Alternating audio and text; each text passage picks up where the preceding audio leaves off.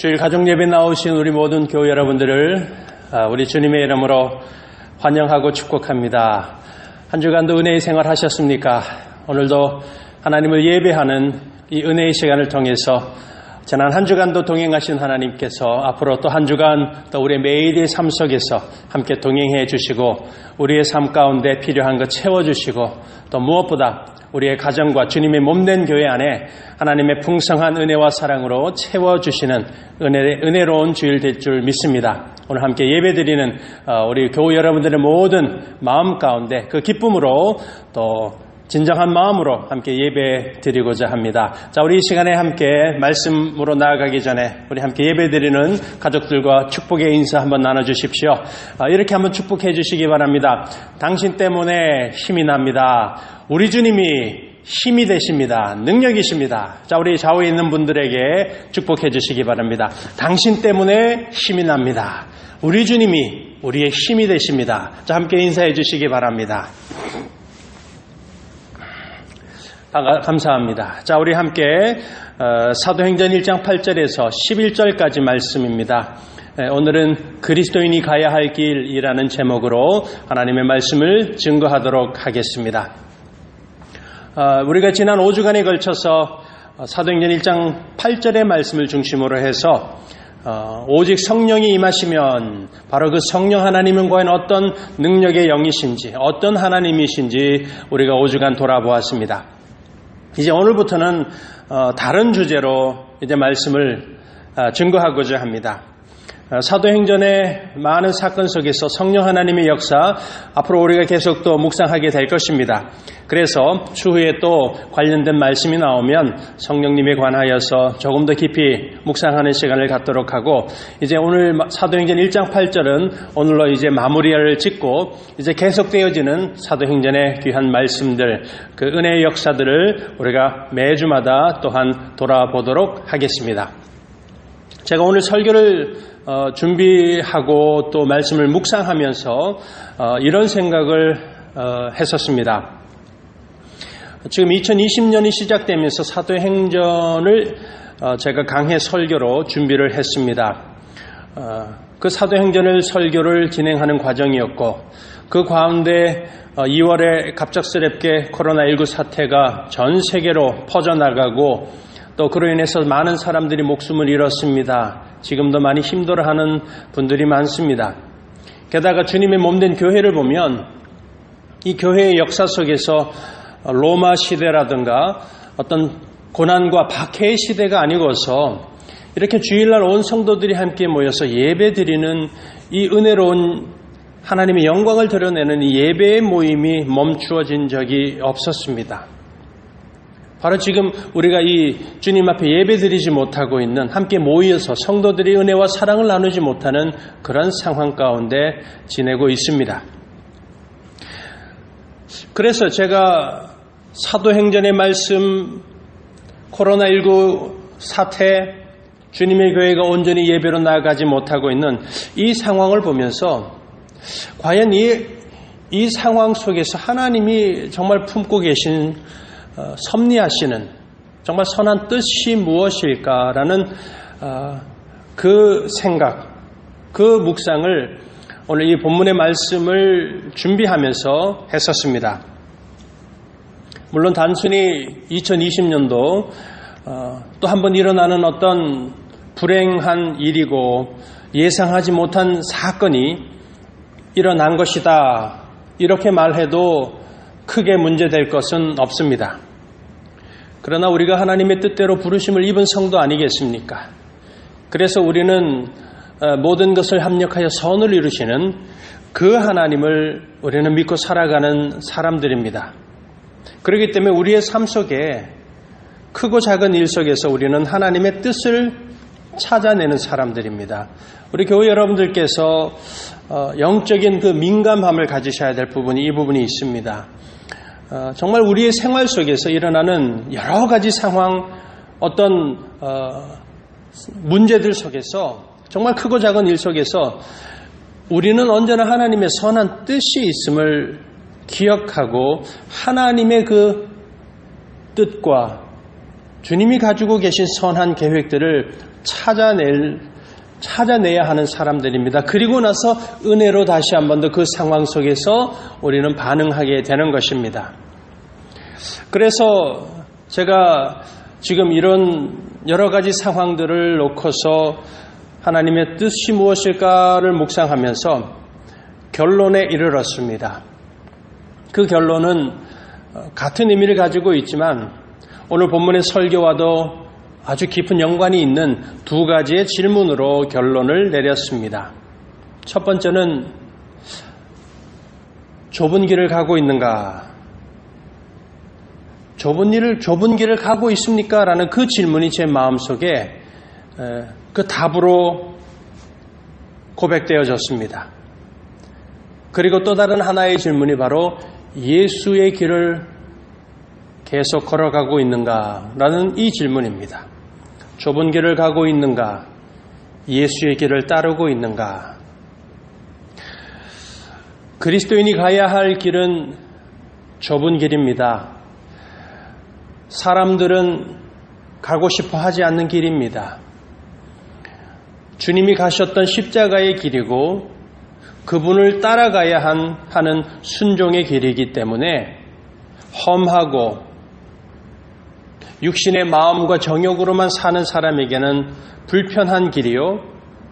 분명히 어려움과 시련이 기다리고 있기 때문에 원치 않는 길입니다. 그러나 그리스도인은 반드시 정면으로 뚫고 지나가야 할 그 어떤 난관이 기다릴지라도 가야만 한 길, 바로 그 좁은 길을 걸어가는 사람들입니다. 우리가 사도행전을 통해서 계속 사도들의 삶과 제자들의 삶을 우리가 묵상해왔고 앞으로도 묵상합니다. 바로 이 사도와 믿음의 사람들이 좁은 길을 걸어갔던 사람들입니다. 우리가 계속 돌아보는 사도행전 1장 8절을 한번 기억해 보십시오. 이 말씀, 주님의 말씀을 우리가 다시 한 번 더 기억하고자 합니다. 오직 성령이 너희에게 임하시면 너희가 권능을 받고 예루살렘과 온 유대와 사마리아와 땅끝까지 이르러 내 증인이 되리라 하시니라. 이 말씀은 주님이 주신 마지막 대사명입니다. 그런가 하면 우리가 오늘 이 본문의 말씀을 또 다른 시각으로 보면 이 말씀은 좁은 길을 가라는 주님의 말씀입니다. 그리스도인이라면 어떤 길을 가야 하고 어떤 인생을 살아야 하는지에 대한 아주 명확한 우리 주님의 말씀인 것입니다. 아무도 가지 않는 복음의 길을 가라는 명령입니다. 고난과 박해가 기다리고 있는 길이지만 순종으로 가야만 하는 그 길입니다. 지금 당장 그 출발지에서 목적지, 즉 영광과 기쁨이 기다리는 그 마지막 종착점이 보이지 않습니다.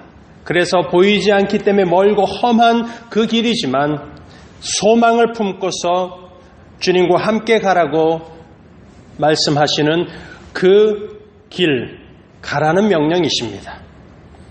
그리고 그 좁은 길, 험한 길을 통과하고 지나가야만이 구원의 영광, 영원한 평안을 누리기에 우리 그리스도인이 가야만 하는 영광된 그 길을 가라는 명령이십니다.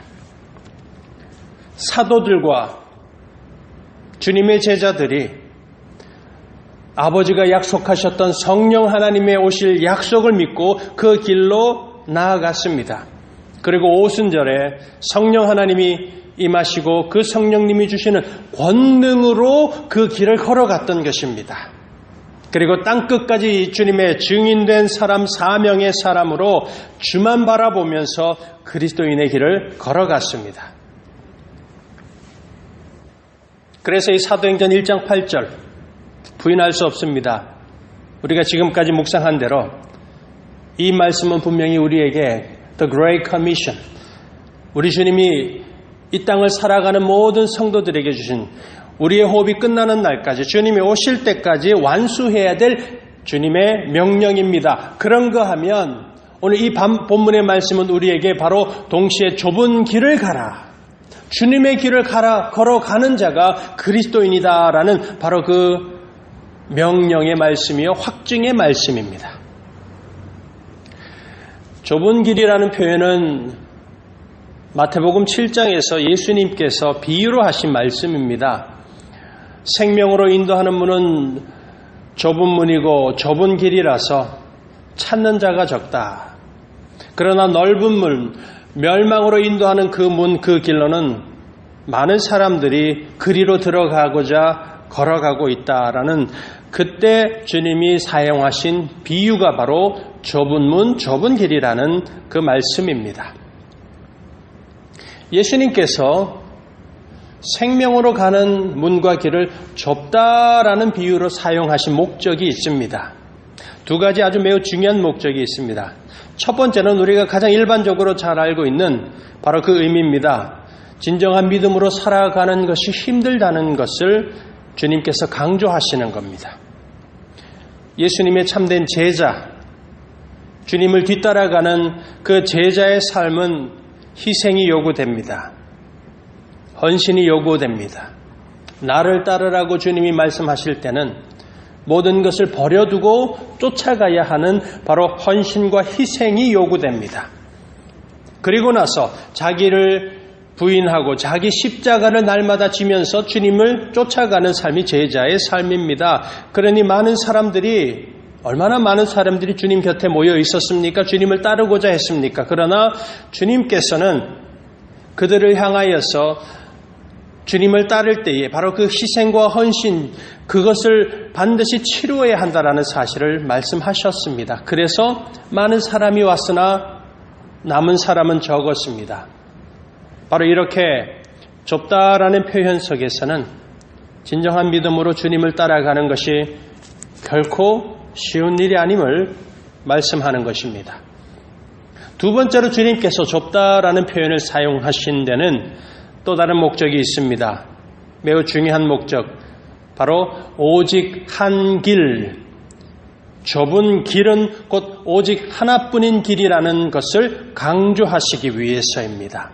영어로 표현한다면 one and only라는 표현이 가장 적절한 표현일 것입니다. 다른 길은 없다라는 것입니다. 생명으로 가는 길이 좁은 이유는 오직 한 길이기 때문입니다. 그 길이 아무리 험하고 가는 과정이 힘들고 심지어 고난과 역경이 기다리고 있고 희생이 요구될지라도 하나의 길밖에 없기 때문에 오직 한 길이기 때문에 그 길을 가야만 하는 것입니다. 그래서 많은 사람들이 좁은 길을 가려다가 포기하고 힘든 그 길을 떠나서 넓은 길, 편안한 길을 따라 살아가는 것입니다. 그리고 좁다라는 이 의미, 오직 한 길이라는 이 의미를 생각해 보면 왜 구원에 이르는 좋은 복음, 구원의 좋은 소식인 복음이 여기도 복음, 이 복음, 다른 복음, 구원에 이르는 복음이 여러 개가 있는 것이 아니라 오직 한 복음, 하나의 십자가의 복음만이 존재하는 이유도 그와 같은 것입니다. 은혜의 복음만이 사람을 구원케 하는 것입니다. 또 살면서 여러분 우리가 많은 관계를 맺지 않습니까? 정말 인생 자체가 살아가는 게 다 누군가와의 관계 속에서 우리는 삶을 살아갑니다. 아무리 인생에 수많은 관계가 있을지라도 그 한 사람을 영원한 생명에 이르게 하는 관계는 단 하나의 관계뿐입니다. 한 사람 나 자신과 예수 그리스도와의 그 관계만이 한 사람을 살리는 생명의 관계가 되는 것입니다. 세상에 수많은 책이 있습니다. 우리에게 유익을 주고 또 삶에 정말 풍성한 지식과 정말 유익함을 주는 책이 얼마나 많습니까? 그러나 구원에 이르는 지혜, 영원한 생명에 이르는 구원을 담고 있는 책은 오직 한 권뿐입니다. 성경 하나님의 말씀뿐인 것입니다. 바로 이런 의미가 좁다라고 예수님이 말씀하신 그 목적 속에 담겨져 있습니다. 좁은 길, 오직 한 길이라는 것입니다. 다른 곳에 시선을 두고 살면 안 된다라는 것입니다. 다른 곳에 마음을 두고 살아가면 안 되는 것을 예수님이 말씀하셨던 것입니다. 오직 시선은 예수님만을 향하고 우리의 마음은 오직 소망으로 하나님 그 영원한 생명을 향한 그 주님을 향한 마음으로 살아가는 것, 그 길만이 좁은 길을 걸어가는 것임을 말씀하는 것입니다. 그래서 사도행전 1장 8절 우리가 계속 묵상합니다. 분명히 복음 전파에 대한 교회와 성도들에게 주신 우리 주님의 대사명인 것이 틀림없고 사명으로 살아가라는 말씀입니다. 누구도 부인할 수 없습니다. 그런가 하면 복음 전파라는 그 목적만을 우리가 강조하는 말씀이 아니라 그리스도인이라면 어떤 인생길을 가야 하는지 또한 예수님께서 우리에게 분명하게 증거하신 말씀이 되는 것입니다. 믿는 그리스도인이 무엇으로 살고 내 삶 속에서 주어진 나의 삶의 형편과 나의 삶의 지금 이 모습 속에서 어떻게 살아가고 내게 남은 인생들, 내 남은 인생의 시간 속에서 나는 과연 무엇을 위해서 살아가는가, 누구를 위하여서 살아가야 하는가라는 그리스도인의 삶의 이 총체적인 우리의 삶의 목적을 분명하게 증거하고 있는 말씀이 사도행전 1장 8절인 것입니다. 사랑하는 무지개 교우 여러분, 우리 각자에게 진지하게 정말 엄숙하게 우리 각자에게 던져야 할 질문이 좁은 길을 가고 있는가? 나는 과연 예수의 길을 걷고 있는가라는 이 질문입니다. 아무도 가지 않아서 험하고 멀고 고난이 있는 좁은 길을 가야 하는데 이 길을 걸어가야지 나의 시선, 나의 마음이 주님을 향해야 하는데 혹 세상에 많은 사람들이 가고 있는 넓고 편안한 길, 나의 시선이 욕심과 욕망에 초점을 두고 살아가고 또 그 욕심을 채우는 내 이 땅의 삶의 모든 것을 채우는 일에만 사로잡혀서 예수 없는 인생, 예수를 모르고 살아가는 그 사람들이 살고 있는 인생길을 혹 살아가고 있는 것은 아니십니까? 하루하루 살아가면서 또 일주일을 보내면서 제 마음속에 참 궁금하고 또 생각하는 것이 있습니다. 우리 사랑하는 우리 교회 여러분들이 하루를 지내고 또 하루를 살아갈 때에 과연 얼마나 예수님을 생각할까, 주님을 얼마나 깊이 묵상하는 그 시간들을 가질까 저에게 궁금함이 있습니다. 사랑하는 여러분, 예수님 많이 생각하고 주님을 묵상하고 계십니까?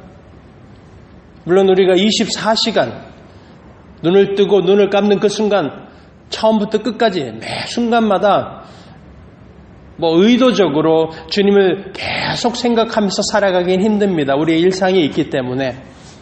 그러나 저는 분명하게 궁금하고 우리 교회 여러분들에게 묻고 싶습니다. 하루를 살면서 주님을 과연 얼마나 생각하는지, 그 예수님을 얼마나 묵상하는지. 예수님께서는 우리에게 기쁨을 주시는 분이십니다. 예수님이 주시는 다른 것이 아니라 우리 주님이 주시는 그 기쁨을 언제 경험하셨습니까? 예수님 때문에, 십자가의 그 예수님 부활하시고 오늘도 내 삶 가운데 주인으로 왕으로 역사하시는 바로 그 예수님 때문에 기쁘고 즐거웠던 순간이 지난 하루, 지난 일주일의 생활 속에서 몇 번, 아니 어떤 기억으로 지금 떠올리실 수 있겠습니까? 참 두려운 질문입니다. 예수님을 얼마나 생각하십니까? 만일 예수님을 생각했던 순간이 없었고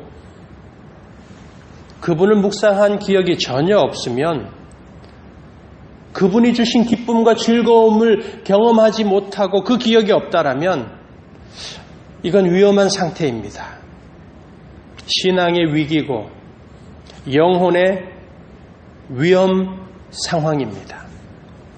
생명으로 가는 좁은 길이 아니라 멸망으로 넓은 길을 가고 있을 그런 가능성이 크기 때문입니다. 하나님의 말씀은 약속입니다.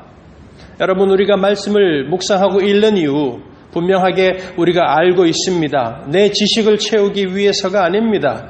여러분, 말씀을 우리가 왜 매일마다 읽는가? 왜냐하면 그 말씀은 우리들에게 오늘 하루를 살아가면서 주시는 약속이기 때문입니다. 사람은 약속을 하고 깨트립니다. 세상은 깨트리고 이루지 않습니다. 그러나 우리 하나님의 말씀은 반드시 이루어지는 약속입니다. 그래서 언약이죠. 깨어지지 않는 언약이 바로 말씀입니다. 우리가 힘들고 암담한 상황을 만났을 때, 사방으로 막힘과 같은 인생의 그 형편 가운데 처했을 때에도 만약에 이 하나님의 약속의 말씀인 것을 믿고 묵상하면 어떤 역사가 일어납니까? 하나님의 위로가 우리 안에 찾아옵니다. 말씀은 우리를 위로합니다. 그리고 그 위로를 주는 하나님의 말씀이 우리의 눈을 열고 마음을 열어서 보지 못했던 것을 보게 합니다. 바로 지금 내 삶의 형편 속에서 하나님 앞에 감사할 수 있는 감사의 조건과 이유들을 발견하고 감사하는 삶을 분명히 살게 하는 것이 하나님의 말씀의 큰 위로의 역사입니다. 사랑하는 교우 여러분,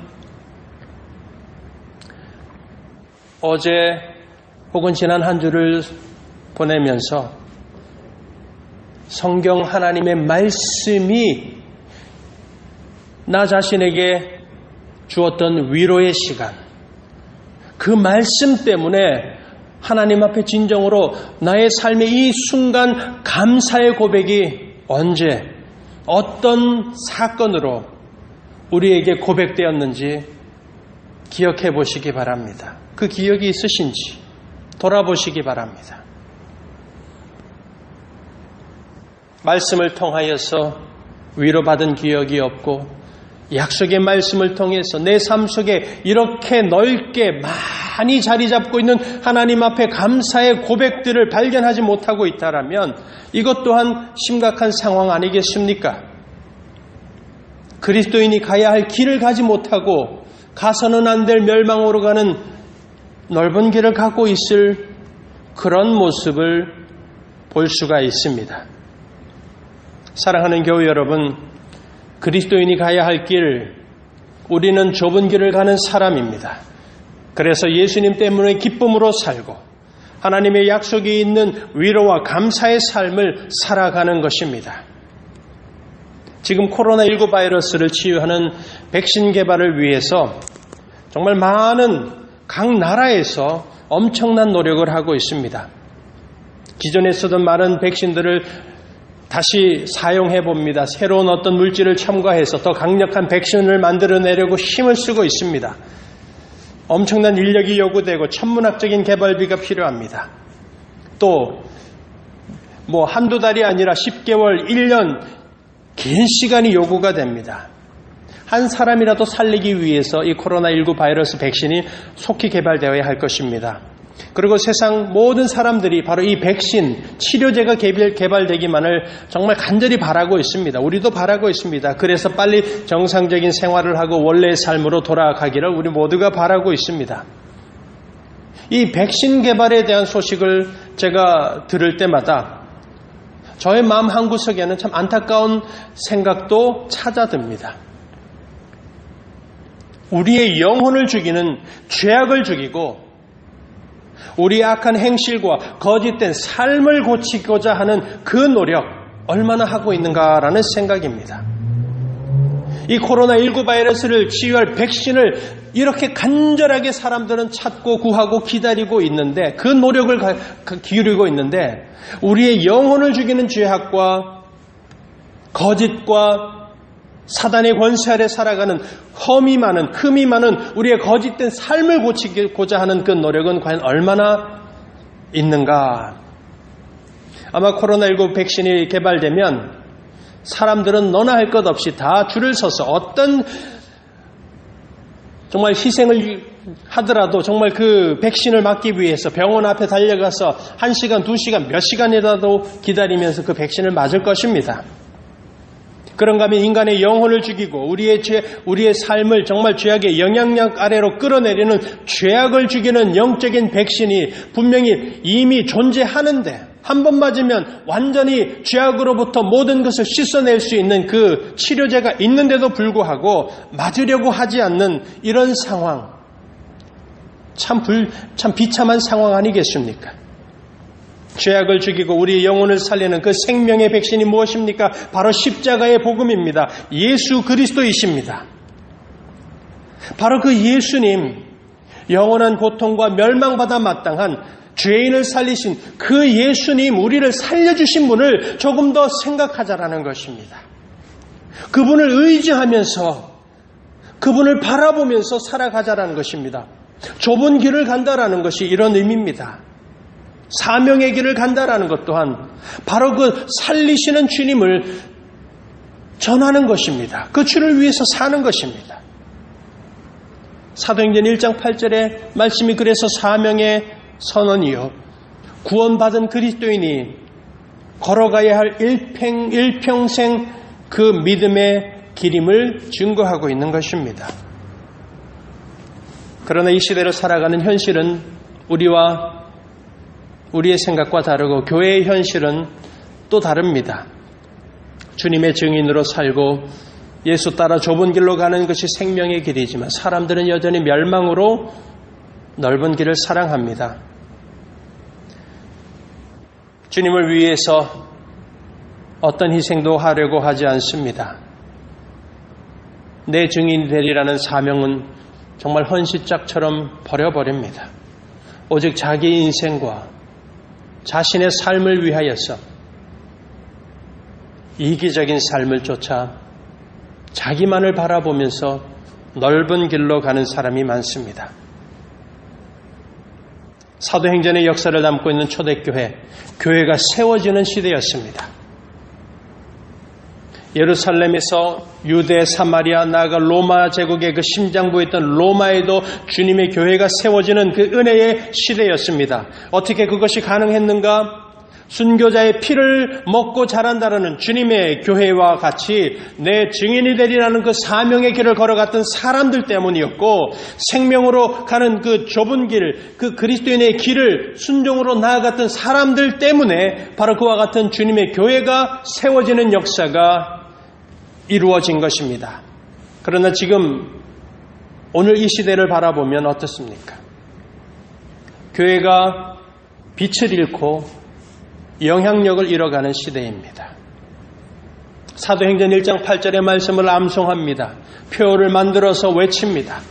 교회에 현수막을 달아서 정말 그 도전의 말을 전합니다.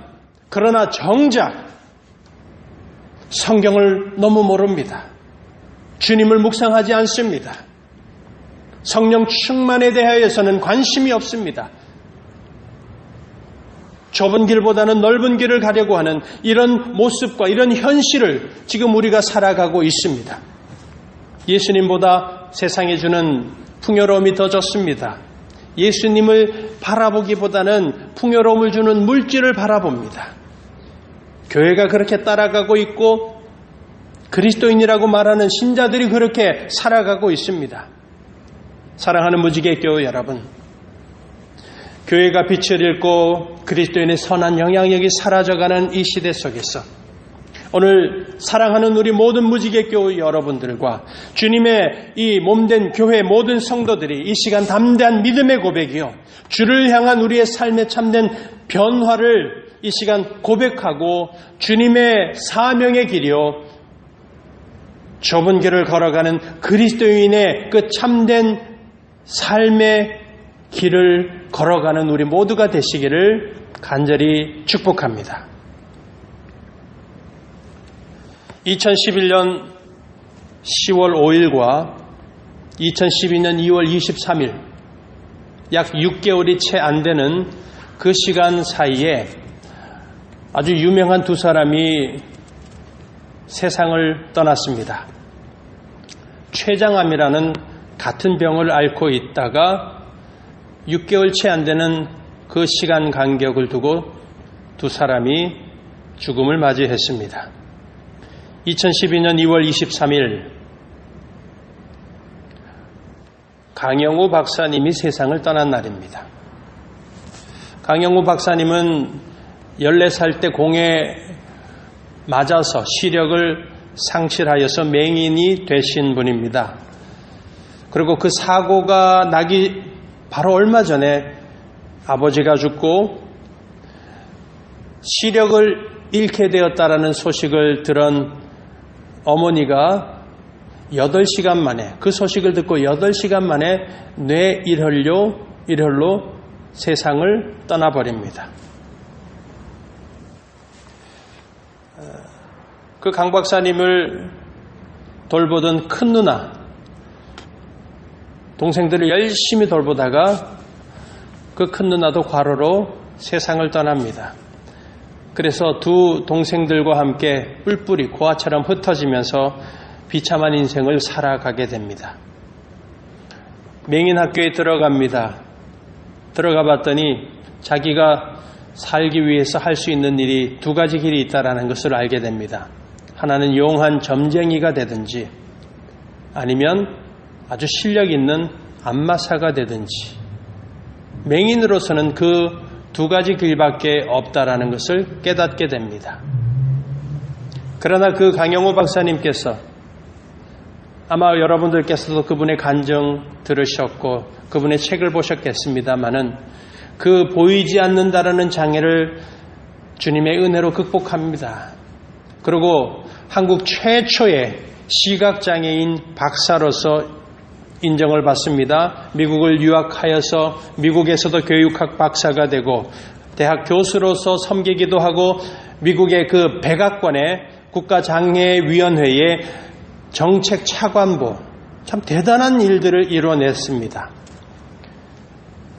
My ability, my disability, God's ability.